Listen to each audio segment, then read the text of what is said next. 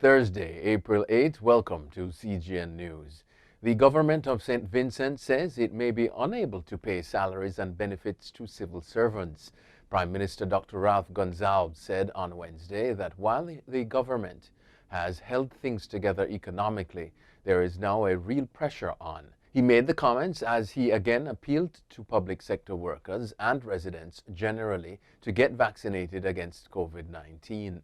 Last week, the administration announced a vaccinate or test policy, which requires that public sector workers either provide proof of vaccination or be tested once every 2 weeks. So far, the government has administered 11,000 doses of the vaccine.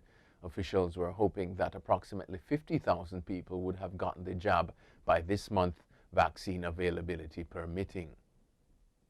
Police have launched an investigation following the discovery of the bodies of 2 women inside K&K Jamaican restaurant at Summit Avenue in Hillside, New Jersey. The body of the restaurant co-owner, Jamaican Akanya Kenneth Martin, was also found in a car in a parking lot about 2 miles from the restaurant. He reportedly died from a gunshot wound. Both women were also shot and were reportedly found with plastic bags over their faces. K&K Jamaican restaurant opened in 2018. The name was taken from the first initials of Martin and his Guyanese common-law wife, Karen.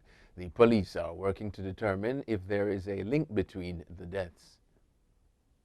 Prime Minister of Antigua, Gaston Brown, has slammed the United States for trying to, quote, kill the citizenship, end quote, by investment programs, CIP, in the Caribbean. His comment comes following a 2020 report released last week in which the U.S. government cited Antigua, Dominica, and St. Kitts for lack of transparency.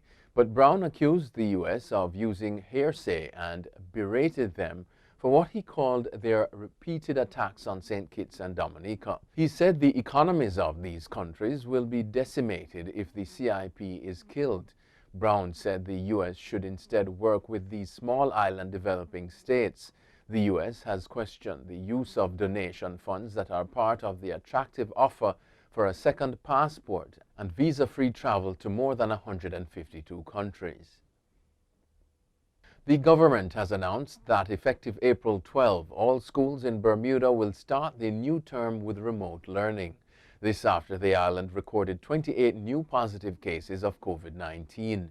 Premier David Burt says the government is working on a solution for working parents who would now have to care for their children at home during online classes. Government House says all of its staff are now working remotely because of the latest surge in cases, which now total 1,497.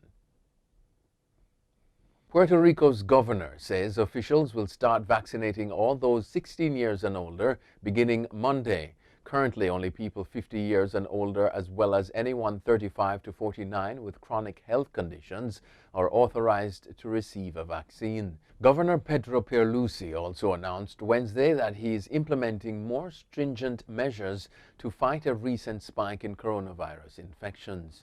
A curfew will go into effect Friday and businesses will be forced to close by 9 p.m. Puerto Rico has recorded more than 199,000 coronavirus cases and more than 2,000 deaths. Venezuela's foreign minister told AFP News that economic sanctions against President Nicolas Maduro have stalled the country's purchase of the 30 million coronavirus vaccine it needs.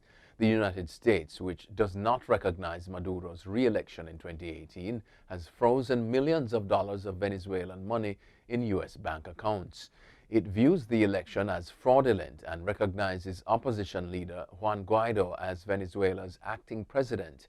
Washington has handed control of the frozen funds to Guaido. Venezuela has received 250,000 of Russia's Sputnik V vaccine doses to date and 500,000 from China's Sinopharm. British authorities recommended Wednesday that the AstraZeneca COVID-19 vaccine not be given to adults under 30 because of strengthening evidence that it may be linked to rare blood clots. The recommendation came as regulators in the United Kingdom and the European Union emphasized that the benefits of receiving the vaccine outweigh the risks. Several countries have already imposed limits on who can receive the vaccine. The vaccine is cheaper than many others and is offered by the COVAX program that aims to get vaccines to the world's poorest countries. Myanmar's ambassador in London says he has been locked out of his embassy. Kyaw Soe Min told Reuters news agency that staff were asked to leave the building by the military attache, and he was told he was no longer the country's representative.